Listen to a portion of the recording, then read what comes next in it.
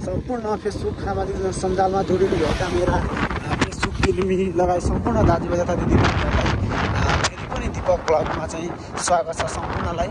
अहिले चाहिँ हामी यता डडेलधुरादेखि चाहिँ टोटी जाँदै गर्दाको रडुवा खोलाको ओह्रालोमा छौँ र यसमा जाने क्रममा चाहिँ एकदमै सावधान भएर हिँड्नु होला र एकदमै दुर्घटना हुने स्थल पनि भनेर यता बोर्ड देख्नु भएको छ तपाईँहरूले र सम्पूर्णहरूले चाहिँ अलिकति आफ्नो लाइनमा सवारी साधन चलाइदिनु होला र ट्राफिक नियमको पालन पनि गरिदिनु होला। रडुवाको ओह्रालो चाहिँ पुरै चट्टान घाँस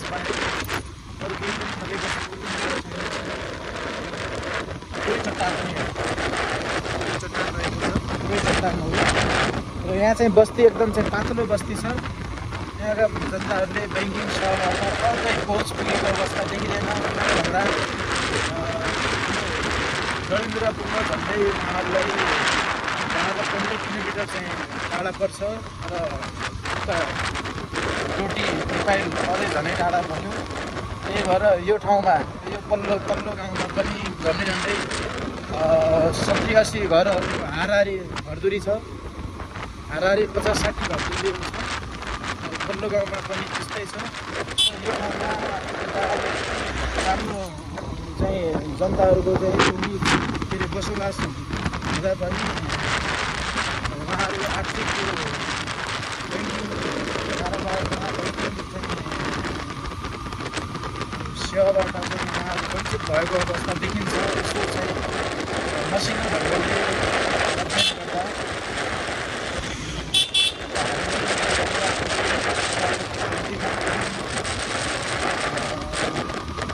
भागमा पुगेका छौँ।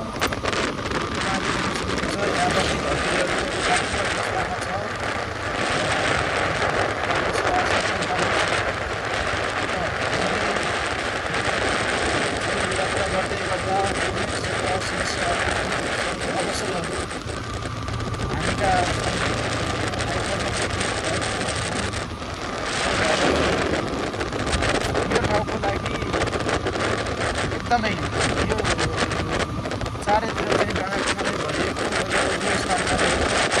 र आफैमा एउटा यो चाहिँ प्राकृतिक सम्पदा एउटा चाहिँ एकदम राम्रो सम्पदा बजार एरियाहरू स्याउली दिपाइल खास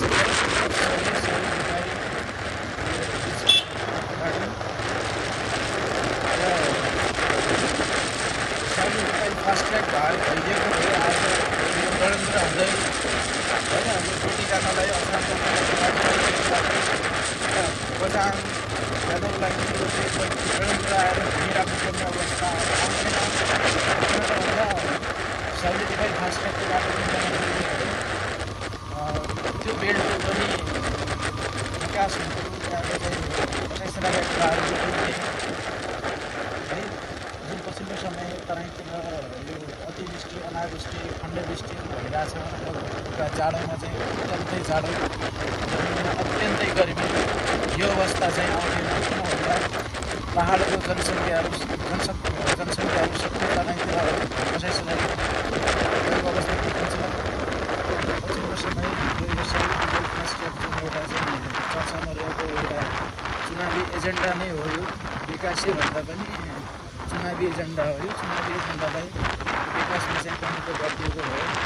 अहिलेको जुन तरिकाले गाउँको बस्तीहरू चाहिँ बसेको छ उहाँहरूलाई जुन किसिमको एउटा यातायातमा चाहिँ प्रत्यक्ष राम्रो पहुँच पुग्यो त्यस्तै हाम्रो एउटा जोडाइतिरको जनताहरूले पनि राम्रो अवसरहरू प्राप्त हुन्छ। उनीहरूले सकेन किनभन्दा व्यथा लागेर 10-12 घन्टा चाहिँ उहाँहरूले एउटा खोलामा बसेर कतै पनि ज्यान जोगिन्छ कि जोगिँदैन भन्ने अवस्थामा उहाँहरू त्यस्तो अवस्थामा हुनुहुन्छ र कम्तीमा पनि सडकहरू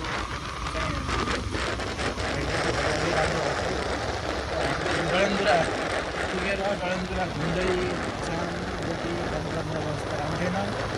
यो अवस्थाको चाहिँ यो समस्याको कहिले हुन्छ है छिटै होस् र छिटै भयो भने हामी फेरि स्याउली दिपाइल फास्ट ट्र्याकको पनि भिडियो हाल्थ्यौँ। होइन दिपक सर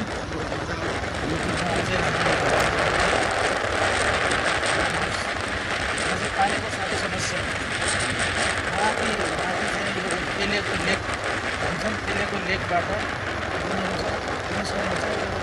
साइडमा चाहिँ पानीका तेलेको लेकदेखि पानी ल्याएर सिँचाइ गर्नको लागि दैनिक जीवनमा पानी